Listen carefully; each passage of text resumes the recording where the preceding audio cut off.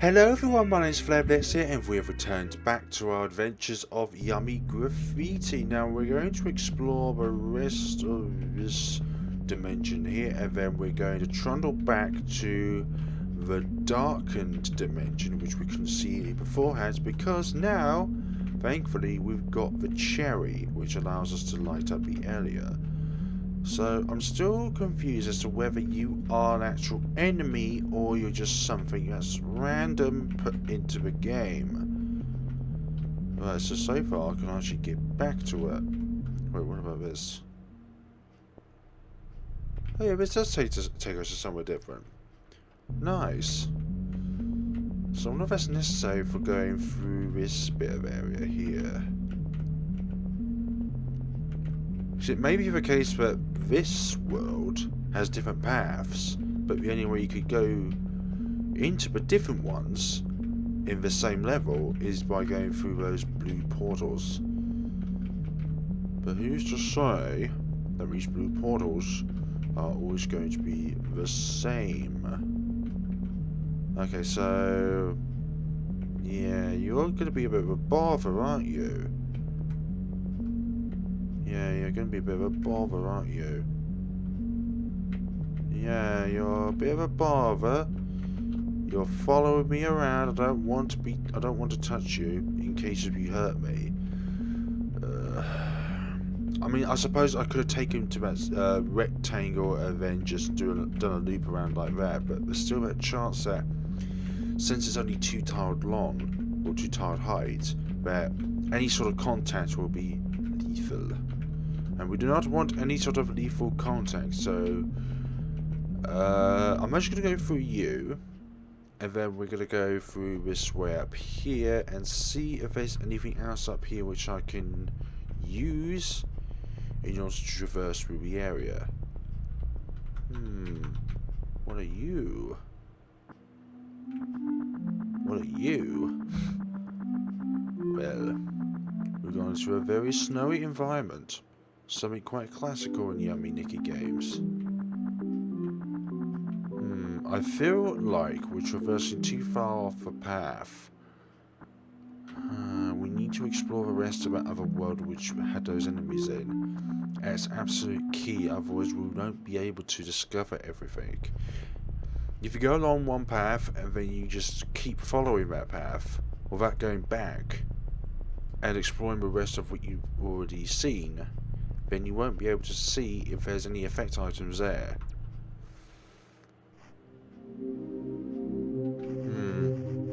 Like this one is, I can't quite fathom this out yet, but it makes me feel like that these are connected to the other doors in the Nexus. And we still got to go through that red teleporter as well, with the red guy in it. Okay, so we're not limited to just that floor. We can explore up here as well, but where do we need to go? Okay, so having that there is actually quite nice, because it means that you can actually see where you are within the game. Having a large patch means that you can actually see where you are, rather than opposed to just lots of little ones like this and then not having the faintest of clues. Unless you're able to spot out specific things about these sort of small hedges right here, but still very tricky. So far... Oh right, that one takes you to a door. Oh, that takes us to the last door. Okay. It's going to be easier for us to go back through that door. And then go back to where we came from. Golly. All this exploring. 0 progression. Actually, what? It's not 0 progression.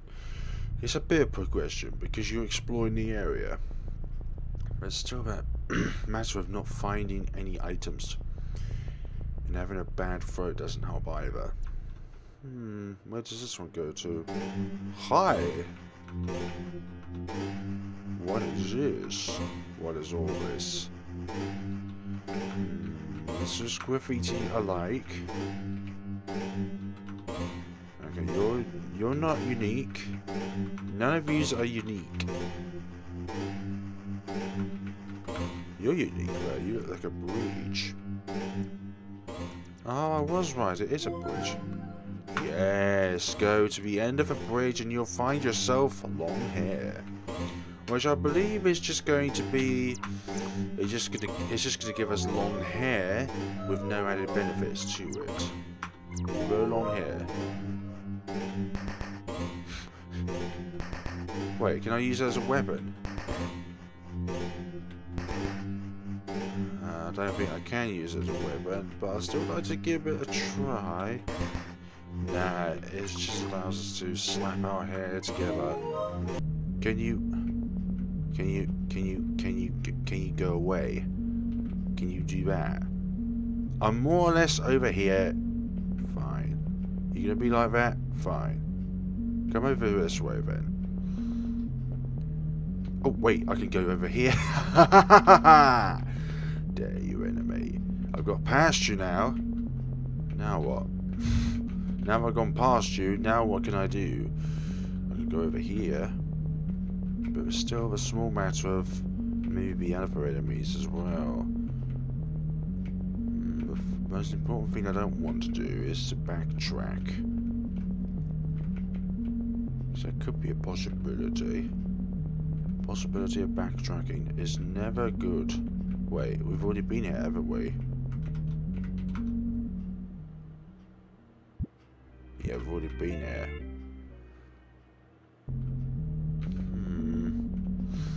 Is there anywhere else here in which I have not explored?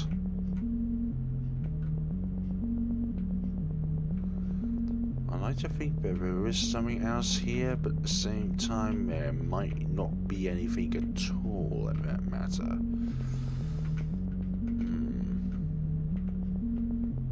There's lots of different avenues here, but there's only really 2 destinations in which we can go to.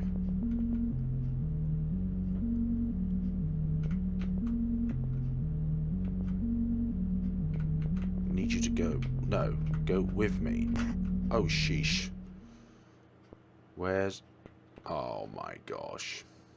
Let us see what is this way then for our endeavors, because we have already gone through all of it. I've concluded that there's nothing else in that blue dimension. So we're going to come here and then we're going to go backtracking to the red teleporter vein. Yes. We've got another effect. Oh. I don't like loops. I don't like repeating things. I really don't like repeating things. Can you help me with something? Can you tell me not to loop around certain items, certain aspects of my life? Like these games. Okay, so this dimension must be pretty small.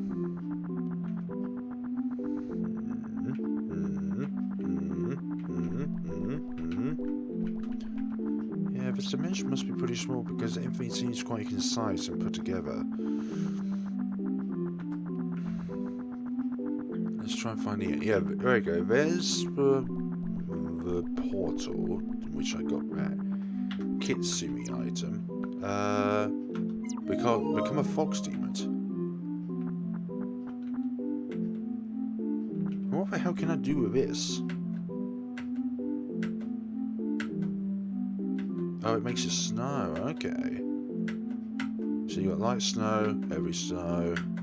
No. Okay, it's quite randomized. So let's stick with Kingfisher.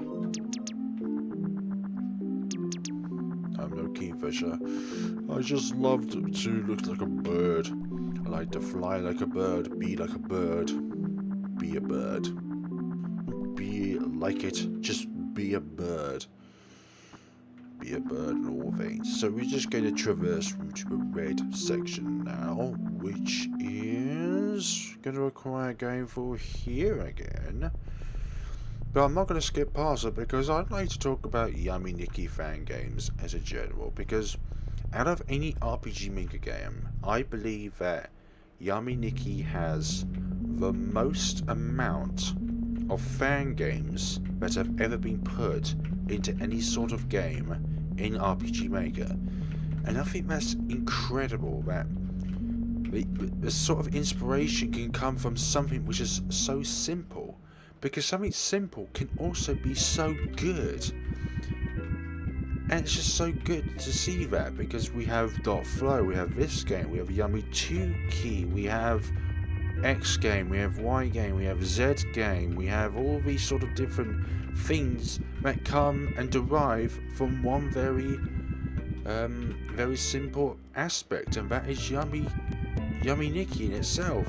And it's just so great. Anyways, we're going to look at this world now and see what mysteries this world has to offer to us as players. But at the moment, it looks like we're just going around in circles. I love circles. Did I mention that I love circles? I think I haven't. That's why I'm stating it again. And I'll probably state it again at least one more time, just to make it clear that I love circles. Because you know what circles do? They make you go around the same thing over and over and over again. It's like NASCAR or any sort of oval racing track. You're doing the same thing over and over. You could say that probably about any sort of motorsport, but like proper tracks like Brands Hatch or any Formula 1. Oh, there we go. That's what we're looking for. They have corners to them, and they have something in which you can actually test your skills with. Going around an oval is not skillful. It's just the same thing over and over again. If I want to teach a child how to drive, I'll take them to an open airport to drive. Looks like a sea aquarium here, actually. Just saying that right now. It looks pretty. It doesn't have to have fancy graphics. It doesn't have to be a pocket mirror. It doesn't have to be something that is truly eye-watering to make it look nice. Simple colours also work just as well. I'd say that in any sort of RPG Maker game, or any sort of game for that matter, the most important thing to make right is the story. And not only the story, but also stuff like the scripting, I forgot what name that, scripting, editorial stuff that isn't on the outside of the game, what's on the inside of the game as well. What can you get from the game experience that makes you go away with a happy smile on your face? That you really love to play the game itself. Squid! Oh my gosh. Well, unlike any other world, this one seems to be quite barren. This is like what happens when you combine very, very dry waters, when I say dry waters I mean just a dry, empty lake, with the Sahara Desert or something like that. You literally get sea life that is adapted to desert environments. I'm not going to go down those steps just yet. There might be something in here which we can benefit from. And when we can benefit from something, we can do something with it. My commentary is not on par, I know. Alright. So, are we just walking around near emptiness, or is it actually like a mountain? It's a mountainside, because the rock, the curves and the edges makes it like rocks. Stone, rocks, however you want to call it. It's not smooth, so it looks like you're going into an area which is not within the confines of time and space. Because I would imagine that would be a much flatter, smoother surface to enter through. You could probably enter through it. Right, so that jellyfish is unique. So it takes you back here. So what I'm going to do is go down the steps now and see what's down there.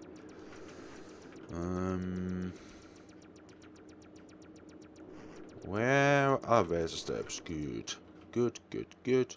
Good, good, good, good, good. What's this way? What's this way? What are we gonna do this way? What the heck?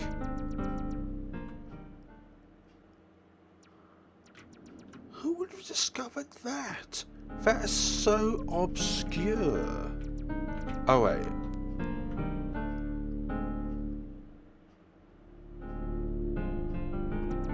Oh, his face changes. There's got to be some sort of special event or something. I need something else with that, probably.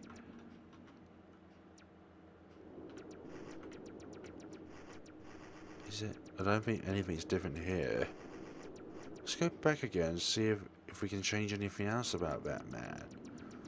So I'm thinking, okay, it must have been an area which we could walk around, but no, I think it's a cliff. So we can't go on him. We can change his mood though, to where his tongue goes back in.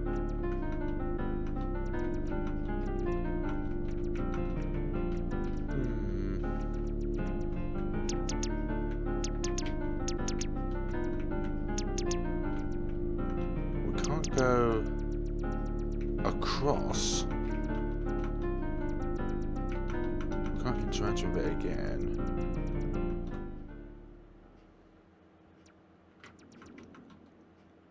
Is there seriously nothing else here? Or am I just forced to look at this man with his tongue out? I don't know. Unless, of course, there's a really rare chance in which the man will do something else instead. That could be the case. It could be the case where there was a really rare chance of this man actually doing something else instead. I like to think not otherwise, otherwise we'll be here for a while. And in some cases it's good because it means you discovered something in which you may not have recognized otherwise. But this is not what I would call efficient. And it's actually it's quite a balance sometimes in between making a video that's quite substantial and doing it so that you have enough content in within a certain amount of time. If you have a long video which has practically nothing in it, then there's a bit of a problem with it. Because if you have a video which has, like, oh my gosh, if you have a video with nothing in it, I'm gonna get out of there as fast as possible. No spider's gonna get the better of me. If you go deep in the aquarium, at the abyss at the bottom, you will find a very aquatic spider.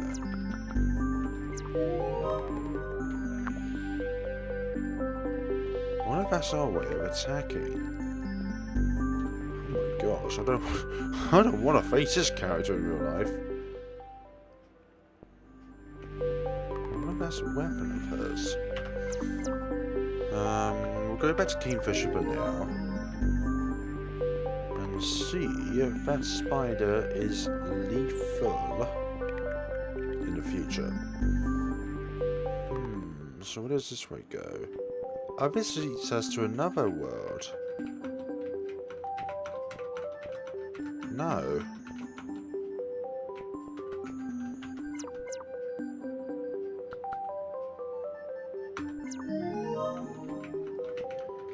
Nope. Unfortunately, not the case. Not the case one may say. I don't know. I don't know about this one. This one has a bit of an 8-legged problem. And it's certainly not ants. Right. now I think we've practically covered this area now. We've got the effect items. But like I said in a previous episode or another Yume Nikki Fangame, safe to say that most of these have a secret to them. It's just a matter of diving deep enough into the game so that you can actually find the secrets themselves. As you know what, I'm going to pinch the cheeks so that we can wake up, and then wait a second. So there's the dark world in which we have not yet explored, and then there's also the door to the west side of the Nexus. So we've practically just got the west side of the Nexus and the east side of the Nexus to go through the doors on in order to explore the rest of the game itself. I doubt it will be the last episode, because I hope to actually make an episode like I did with .flow, where I show all the items to the game, and probably if there's multiple endings, then multiple endings, all of the endings, as you would say, like that. So thank you very much for watching, folks, and we shall see each other next time of Yume Graffiti. Have a good day and take care of yourselves.